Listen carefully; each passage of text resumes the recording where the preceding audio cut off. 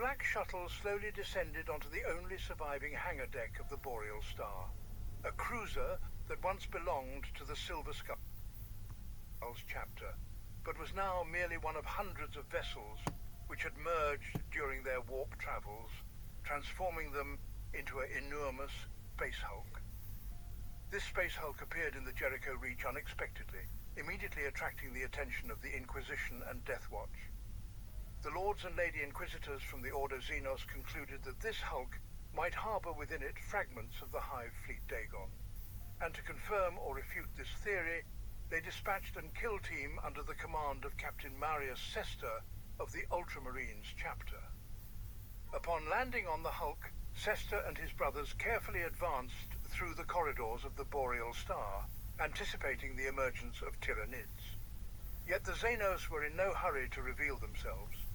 After half an hour of wandering, one of Sester's brothers, Hesh, a member of the Iron Hands chapter, detected several signals on his auspex emanating from different ends of the Boreal Star. Okay. Let's wrap, Space Marine. When you're in my board factory, the big argument is dice or spinner right now, and it's kind of neither. Once you know the game is this, you are going to do these. You're going to do it in order of what it has, or you're going to do it in the observation here.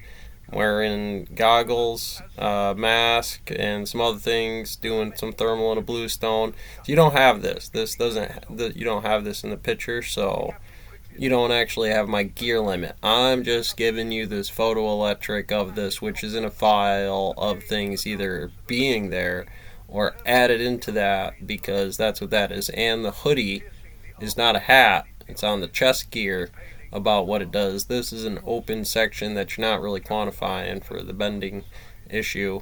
I probably should have some triangles in there as well to deal with the line, the X or Y, 0 to 1, or T to T2, and the idea of 1 to 2, because subjectively you get some number issues of where the black body problem is on a probability index while you're moving the arrow to the Earth and the Moon formation, which I'm fudging a little bit. Some may still argue they're in the same timeline, but I'm having some fun with the actual distances inside of there. So on that line, on this little wiggly squiggly here, that's that FX7, 5/7. Do you use a 6-sided die? Do you work Saturdays? Is that the kind of way in there where you're going to say, oh, that's what log 10's about, because there's 144 of those in there, given a 3-sided cubic or triangle die, or a cube, which is 6-sided, which you could get into. But then you got the pentagon, hexagon, I don't know what a 7-agon is, octagon, cage fight, that this thing does, that we don't really know the area under the curve for the function of the domain, right? We just know that that was a lower index, and we want to be above some kind of index moving in a positive direction to 1. And if that's in the earlier phases, when you get close to this 0, and this should have been a triangle instead of a hexagon. But I was playing the game. You know what I was doing, Space Marine. Fix it. Any rate, again, when these turn into full pages, because this is the game, you see.